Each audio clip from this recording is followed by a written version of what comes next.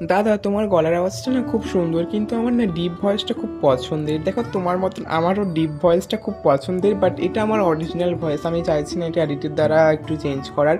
তো বেসিক্যালি আমারও deep voice খুব পছন্দের, কারণ এটা একটু মানে গাম্ভীর্য ভাব বা একটা, আমার জানি না কেন ডিপ ভয়েসটা আমার খুব পছন্দের।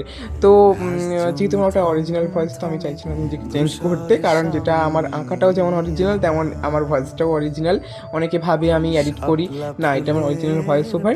আর তোমরা যারা যারা সরাসরি আমার সাথে কথা বলো তারা অবশ্যই জানবে। তো তোমরা বলবে যে তাহলে তোমারও তো ডিপ ভয়েস পছন্দ, তো তুমি তোমার সেই স্পেশাল মানুষটাকে যার ডিপ ভয়েসটা তোমার খুব পছন্দের। তো প্রথমত আমার ড্রয়িং স্যারের ভয়েসটা খুব পছন্দের, যেটা আমার মাও বলেছে যে হ্যাঁ সত্যি ড্রয়িং স্যারের ভয়েসটা খুব সুন্দর। আর একজন আছে চন্দন গোস্বামী, তো উনি একজন ডান্স টিচার, এবং সরাসরি আমরা কখনো দেখা করিনি, বাট খুব শীঘ্রই আমরা দেখা করতে চলেছি সামনাসামনি। তো আমাদের সেন্টারের, সেন্টার নয়, একটু আমাদের ক্লাবেরই অনুষ্ঠানে ওনাকে জাজ হিসেবে আমন্ত্রণ করা হয়েছে। তো খুব তাড়াতাড়ি দেখা হচ্ছে। যারা সবাইকে।